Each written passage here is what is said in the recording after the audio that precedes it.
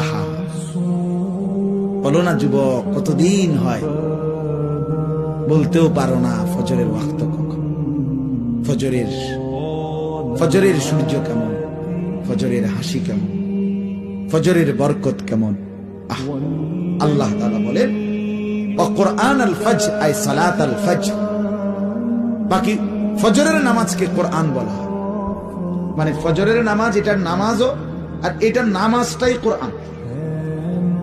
তাফসিরে লিখছে মানে হলো এই, ফজরের নামাজ যেন কোরআনুল কারীমের লম্বা তেলাওয়াত দিয়ে মোড়াইয়া প্যাকেটিং করিয়া ফজরের নামাজ দেওয়া হয়েছে।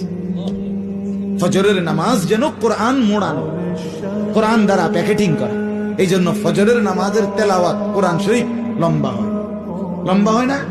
হ্যাঁ, লম্বা তেলাওয়াত স্বাভাবিক। যেই কোনো ইমাম 4 ওয়াক্ত নামাজের চাইতে ফজরের ওয়াক্তে